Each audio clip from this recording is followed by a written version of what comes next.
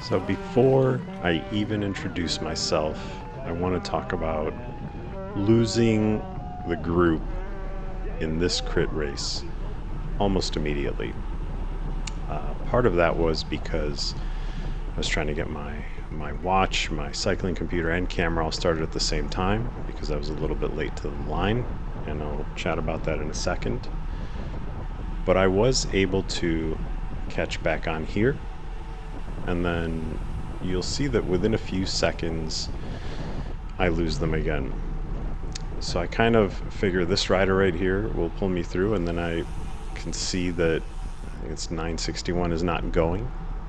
So I went ahead and just figured he was also falling off the back, and that I would just do my best to try and catch up to the group. Already my heart rate is close to 170 here. I'm doing between 400 and 600 watts. This is a slight uphill, and I can see that it's kind of a losing battle for me. So I'm kind of debating, do I make this one push? I don't want to completely let them go. There might still be a teeny bit of a draft because they are just a bit closer than they may look on camera. But I'm already thinking that at this point I'm going to lose them.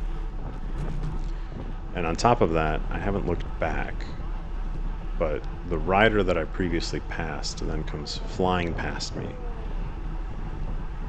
And what was interesting is that I saw the guy at another race in Northbrook, the same series here, the Chicago Grid, and I asked him a couple days later. I said, wow, you lost those guys almost immediately. I thought you were just slow, so I tried to pass you on the inside, and we had a brief conversation, and he said, I have notoriously bad starts. So I'm the type of guy that kind of falls off the back and then tries to, I think he said, I try and time trial my way back and start picking people off one at a time. So I would say that he seemed pretty light, maybe 150 pounds tops. And just for reference, I am, at least at the time of this recording, just under 230 pounds.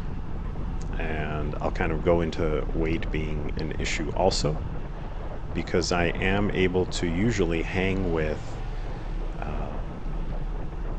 groups that are sailing along at like 23, 25, 26, even 27 miles an hour. I'm usually able to do group rides, which you can see in some of my other videos. And I might fall back a little bit, but in general it's not too difficult for me to keep up with those groups. So one of the things that I realized here pretty quickly is that having not done any crits over the last couple of years, and frankly I only did a couple before this, with virtually no experience, is that on a group ride at, let's say, 25 miles an hour, around 42 kilometers an hour, I can hang with the group because there are not these heavy decelerations or accelerations. Usually you turn onto a road, you stay on that road for a number of miles, and then there's an effort after rounding a corner and you guys all get back up to speed. And also on the group rides, we're not racing against each other, so the aim isn't to drop the folks that are behind. Whereas here, I have to get all of my weight going again, and even though I can produce the power numbers, it certainly just will fatigue me and I will run out of energy. So at this point in the race, I am in dead last position, but I am gaining on this rider that's ahead of me.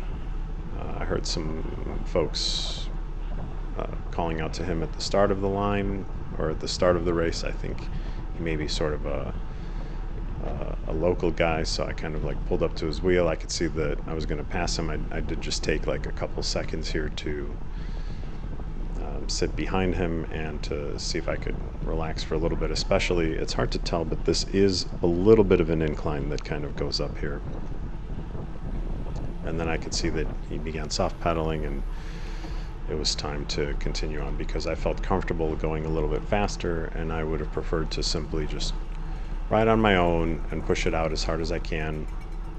And I figured that eventually the group would lap me, and when that happens, that I would do my best to kind of sit on their wheel again. This is the men's novice or category 5 class. Juniors are also allowed here, so I've completely just lost everybody in this pack. But I figure as soon as they come around, that they do allow for you to sit on the wheel. You do have to allow the group to pass you, so you'll see me moving over to one side or the other so that the group can pass me, and then I do my best to kind of hang on their tail for a little bit. I'll say that as a solo ride, this is still pretty good for me. I'm holding most of the time over 30k an hour. When I go out cruising solo, I aim for around 32 kilometers an hour. 20 miles an hour is a wonderful speed for me, and here I definitely am pushing myself to make it my own personal best race at this point. But it's pretty windy. This uphill is going right into the wind right now. Not the easiest in the world, and you can see that my speed is a little bit slower here than it will be typically on the straights, where I was somewhere between 20 and 23 miles an hour. There's the little meters there that display the speed. So it's quite a bit of sitting here on my own, and just at this point it's a mental battle to keep pushing. And honestly, my goal at this point was, how long can I keep the group from lapping me? Because my first ever crit race that I did, which was in Northbrook 2 years before, I was lapped relatively quickly. I think I held with the group for actually 2 laps there, and then just blew up. I was a little bit heavier than I am now, and as soon as that happened,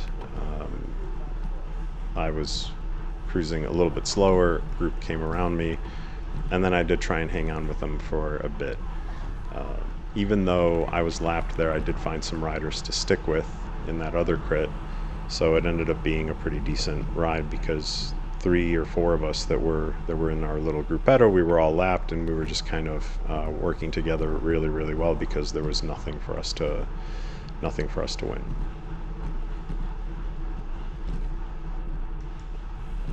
And now I do also want to discuss the preparation for this race.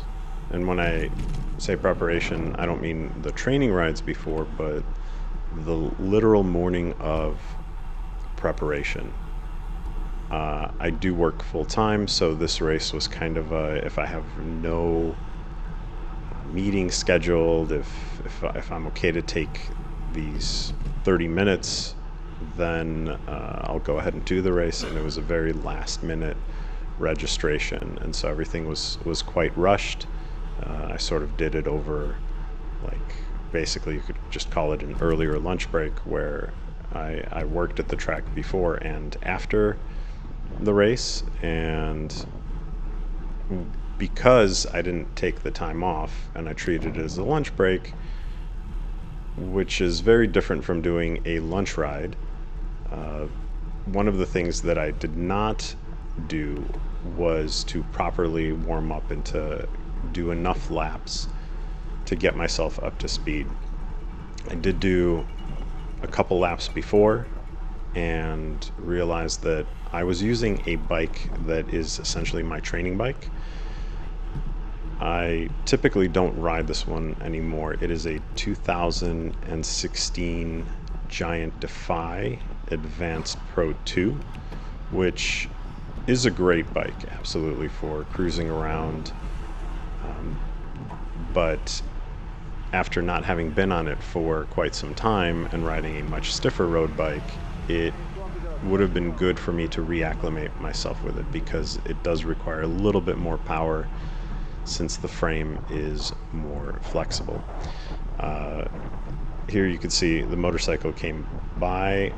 I was looking back over my shoulder, and I can see that the group is going to be coming up and passing me, so this is where I slowed down a little bit and let them through. So it wasn't worth blocking them in, and frankly there's really no reason to. If you're in a situation like this, you're going to want to allow the leaders to properly battle for their position and make sure that you are not in their way. So if you do a crit and you're about to be lapped, you'll typically see a motorcycle passing you that is keeping pace in the front. There's often two. There's one at the tail and one in the lead. The one in the lead is the one that you want to watch for and kind of stay out of the way. When these guys passed me, they went by way too quickly, so I was not able to hop on their wheel. I think I underestimated the speed at which they would go through that little roundabout that we curved to the left. So going back to the bike, I had previously taken off my left-handed power meter. So I had I think it's a Stages 3 on the left side on my Ultegra group set on this bike, and I removed it because this bike mostly just sits on my Wahoo trainer, and I use it 99% of the time for Zwift. If my other bike is in the shop for whatever reason, I may pull it off and use this one on the street, but for all intents and purposes it sits in the basement on the trainer. And on the left, I just passed it here, but just after that last turn, you'll see that there is a Shimano stand. When I rolled up to them, I asked, do you mind putting on the meter for me? They're usually there for repairs or things that are happening on the track. They're typically not there to just do maintenance for you. But the guy was kind enough to put the meter on for me. And at this point, it was now about 12, maybe 15 minutes before the race was to start. And he said, initially he said no, because he didn't think it was enough time. Then he said, you know what, that's fine, we can go ahead and do it. And I think he realized that, this is category 5, I'm just out here for fun. So the guy was awesome enough to put the power meter on for me. And by the time I made it up to the line, it was, a minute or two before the whistle blew and we took off. So here are the factors of why I immediately lost the group. First, fitness is one thing. I think that guys who are in my scenario who have a little bit more could have reeled in that front group after that first left-hander, and in my case, I pushed, but it was neither here nor there. I didn't push hard enough to really catch them, and I didn't sit back enough to pay attention to the guy behind me to see if he was in the race, which is exactly what was happening, because he went flying by me on that straight. So that's one. The other is that the bike, I didn't think much of it, because the last time that I raced this bike, this was my one and only bicycle that I rode. So I was very acclimated to it. It took zero getting used to, and there was a familiarity with it, of course, which is natural when you have your primary bike. But at this point, even though I did spend a lot of time on this bike on the trainer, it's not the same as riding it on the road. You're not getting out of the saddle really on the trainer. You're just kind of pedaling through. And the bike itself, the flexibility of it definitely had an impact on me. I could tell that I was spending a lot more energy in getting this thing going, because as soon as I would put any significant amount of watts down, I could feel the frame flexing under me. And I'll say this, that I'm not a cyclist that can really tell the difference in most bicycles. At least I didn't used to be able to. I would consider myself very amateur. I'm an okay club rider. I can hang with a lot of groups, but I'm certainly have an extremely long way to go. There are YouTubers out there such as Mitch Boyer. I really, really love watching his channel. And he calls himself an amateur, but at the same time, Mitch's fitness is light years beyond mine. And so there's a lot more effort that had to go into riding this bicycle. Now, they say that, the engine is what matters, and I'm the engine, which is true. But I do think that it would have been good to spend some time on the bike, take it out properly. I did take it out for a little test ride around the neighborhood when I pulled it off the trainer, cleaned the chain, things like that. But I didn't put the efforts in that would have shown me just how different this bike is from my current road bike. And I'll chat about my road bike in a different video. So here I've been now lapped by the lead pack, and then sort of the second break that was chasing them has lapped me. At some point I do actually lap the other rider that I had passed, so I'm in second to last place and kind of end up next to that guy. We chat for just a minute or so. I tell him, we might both be in last place, but it still looks cool when you post the ride on Strava, because nobody's looking at what place you're in. Now, granted, I did tell everybody of exactly what place I took, but just being out here is really sort of eye-opening, and it really puts things into perspective. And if you can imagine how slow I'm going, and this group in general, the guys that are riding past, they're certainly not extremely slow, but if you compare them to the next categories up, then we're in a completely different ball game there. So still enjoying riding alone here and pondering my thoughts about everything that happened, how I rolled up to the line. What the solution would have been realistically for me would have been to start my watch and computer as I was rolling up to the line, and the camera, rather than try and get everything going at once, which if you go to the start of the video and you take a look again, you'll see that right off the get-go, I have a gap that opens up, and that was really because I was reaching for everything. You can tell when I turned on my watch, because that's when the stats actually appear on the screen.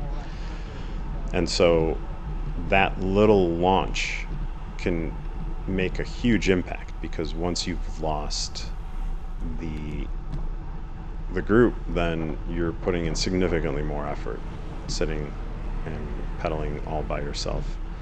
Motorcycle passes me again, so I don't recall if this is a different group or the first group that's going to lap me again. But I'm now doing checks and seeing where they're going to be passing me. I think they were still a ways back. I think here I was looking over my shoulder as I'm going through this corner, and either way I start to move over and make some space for them. There they go. So that is the lead group that has lapped me for a second time. I do make a little bit more of an effort to hang with them here. 160s for me, heart rate, is where I start to feel a little bit uncomfortable. In the 170s, I'm not a happy camper, and then 180s and low 190s is just not a range that I go into, so I could probably do more of that top end training to help myself. And the only reason I was able to sit on with the lead group here was because they started kind of playing games of nobody really wanted to take the lead. They split apart here. I'm not 100% sure why. Maybe one guy wasn't pulling, so they kind of like split off and did their own thing. But you'll see that the guy in black, he kind of pulls way off to the left here, I believe, in just a second, and looks back at everybody and doesn't really want to go. But we still had quite a bit of riding to do. Well, quite a bit for us. We still had about 10 minutes left. So this is, I think, was just to take a breather and then for them to launch another attack. I sat in as long as I could because, again, it's free power for me. And here I am passing the rider that I previously passed. He didn't know that I wasn't in the group, so I slowed down, and this is where we chatted a little bit. Yeah. On Strava, when you post crit race, it sounds just as cool. So at this point, I took a look back again, and when you're sort of at the back, it's good to look back to see if anybody's coming up on you that started at the front and is lapping you a little bit later. And I could see that the guy who I originally passed, I don't remember if it was 961 or 951, the one who gets the slow starts, I could see that he was coming up on us. So I decided to sit back a little bit here and just kind of catch my breath, slow down, relax, and that I would try and hang on to his wheel. In fact, as he passes, he even kind of just said, try and hang on if you can. And so as soon as he passed, I was ready to go. I felt a little bit recovered, so I went ahead and sat in with him. And we actually took turns, so he waved me through. I pulled for him a little bit, even though I probably didn't do very much. But yeah, it was really nice to kind of get back into that quote-unquote group riding style that I'm a little bit more used to. This felt a little bit smoother. There's only two of us here, so I know that I'm not really too worried about anyone else interfering or cutting anybody else off, even though I am still doing my head checks quite a bit. Here you can see he gave me a flick of the elbow. I went ahead of him, did my part, and heart rate's back up. I figure I'm not going to be hanging with him for a little bit. I'm doing 28 miles an hour there, which for me is a pretty decent speed. I know that the Cat 1 guys are averaging more than that for the entire race, but for me, for that section, that's quite good. And then we go into, again, this little twister. These corners are a little bit tricky because here you have this little median, and I went over it this time, and you have to make that decision of going over that little bumpy patch on that quick right-hander or tightening your turn and going the smoother route and avoiding it. Same thing here on this inside right corner. I kind of flicked him through, so now he came around me, and I think at this point I managed to hang on for a little bit longer, but he'll pull away from me again at some point. But it was wonderful to get back up to speed and really shorten my lap times at this point in time, because again, now it's really just a race of myself and, can I persevere in my own mind?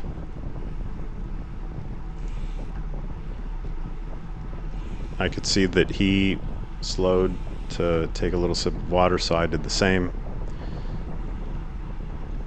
And again, we're rounding the corner. I think this is where he's going to start to pull away from me. I don't remember exactly.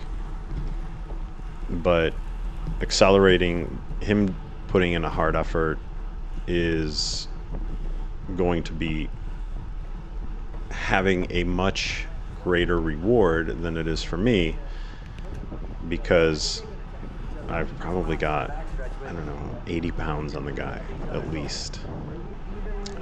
And even though I can lay down some great power numbers, my max wattage for 1 second or 3 seconds looks extremely impressive on paper, but in the real world, when you have to slow down a little bit and then reaccelerate again and slow and accelerate and slow and accelerate, it's going to break me down significantly more than anybody who's lighter and has good power to weight ratio for themselves. So that's the big key that I've learned here in these races, is that there's a sweet spot and I'm going to work towards it. And part of that comes from me previously being a power lifter. So at my heaviest, I was around 292 in my powerlifting days. And while you can certainly lift a lot and lug the weight anywhere you want, it's not necessarily the healthiest place to be. I was certainly in the gym and I would do cardio, but that was not my primary focus. And it starts to sort of take a toll on you. You're built, but at the same time you walk into a room and you're leaning over on a table, just holding yourself up a little bit. It's not the most comfortable. And you find yourself taking breaks a little bit more often. And again, you have amazing strength, but that strength is really gym strength. It doesn't necessarily help you out in the real world. That's kind of a discussion all its own. So winding down now, getting towards the end of the race, there's going to be another guy that comes up on me eventually who was it's his first time lapping me. He's a bit late, but he does eventually catch me, and then I do try and hang with him. In fact, he's not sure if I'm lapping him. That kind of happens in the lower categories, is that you're not really sure who's lapping who, whereas if you get down to category 1, they usually know exactly if they're being lapped, because sometimes the breakaway will lap the group and they will sit and wait for their teammates. Here it's a lot of confusion, so folks don't really know that. Really a lot of fun, I would say, at this race, because even though you are second to last place, you kind of have to put that out of your mind and just do your own ride, and folks are still cheering you on all the same. I'd be rounding a corner and I'd hear somebody yelling like stay on the wheel or get up there, whatever it was. And so it was a lot of fun. I would do it again. The things that I would change, I think ultimately I will look into a bike that I don't mind crashing on the track, but something that's a little bit stiffer and a little bit smaller. The Giant Defy that I have is a large frame, and it has 44 centimeter handlebars. So not only am I exposing myself to the wind and on a flexible frame, but I'm also more upright because it is an endurance bike. So it's not exactly the best bike for the track. Oh, here comes the group again. I think I see folks behind me, so I slide over, getting ready to let them pass. I didn't want it to happen in the corner. I wanted them to have a clean shot there, so I think I slowed down quite a bit to let them through before this turn. And I think that this was the main group. So this is the first time I believe that these guys are lapping me. I think the guy who's immediately in front of me, there was a dad or coach there on the left side as we went through that last corner, and he was yelling at him to close the wheel, because I think he was letting a little bit more of a gap form. And it's really just important that you trust the fact that the riders in front of you will continue more or less at speed, because I know this from having done this a couple times now, that it's intimidating going into a corner. You hit the brakes a little bit more, but the reality is that the riders in front of you don't, and now you have to chase them down, just like what I'm doing here. I tap my brakes, I slow down a little bit more, because it's just instinctual for me to think like, oh, these guys are going to be like slowing down more, but they're not. And cornering is essentially what will separate the true racers. Cornering and climbing, I think, are the things that will separate the true racers from folks that can just ride a bike for 10 miles straight. And the speeds at which you can corner is going to dictate quite a bit. And what I was doing here, the bike, regardless of this being an endurance bike, the bike was certainly capable of a lot more than I put it through. I could have gone much faster through those corners. It was almost this is my moment to catch a breath here. And yeah, there's definitely the speed on motorcycles, which I used to do a lot of motorcycle riding. There's the guys who can go rocketing down the expressway at 100, 150, however many miles an hour. But then as soon as you put those guys out on a track that's got a left turn or a right turn, they become one of the slowest folks that's out there, because the race is really in the corners. And if you're not cornering through, then it's not happening. There's the Shimano guys that helped me out earlier. I've pulled over to the left side. Clearly someone's coming behind me, and I think this is the guy that I end up kind of sticking with for a little bit, because again, I'll take any free ride I can get. Yeah, so this guy's lapped me for the first time, but I think he's also been lapped himself.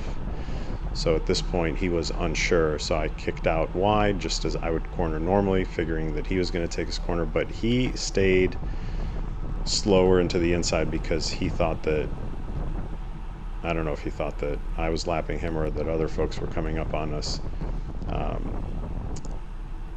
And I think we even chatted about it for a split second. So end of the race here. He took the smoother line, so I kind of followed him through because, again, he's lapped me, and I'm trying not to, just be a jerk and pass him. But at the same time, it looks like he's not really concerned with that anymore, so I kind of gauged it and decided that, I would go a little bit faster for this final lap, because either way, he's got me beat at this point. I'm a full lap down, so I figured that it was not as big of a deal. So I took my turn on the front, thinking that he's holding my wheel, and I think he fell off at this point, because I think he just figured he would coast it out to the end of the race. So this was my first crit since 2022, and my third one in total. I did do Northbrook a couple days later, but my rear spoke on this bike broke, and I again visited these Shimano guys who gave me a loaner bike, which was a nice titanium ride. It was an amazing bike. I did a little bit better there. I want to say we had 22 riders start in the Cat 5, and I finished 17th, and it was a little bit better. We did have a couple bikes go down early on in the Northbrook race, and yeah, that was it was a really good time. So that was pretty much it. I think that this is definitely one of those things that you need to train for and put yourself through the paces, even on the day of the race, to truly properly get yourself warmed up, so that it's not just a total shock on your body where you're going full gas from the get-go. In any case, this was this race. I'll have the ambient version of it up as well, but wanted to walk folks through what it's like to truly do a crit race as a genuine amateur with nothing more than some YouTube views on tips of how to get through. So until next time, thanks.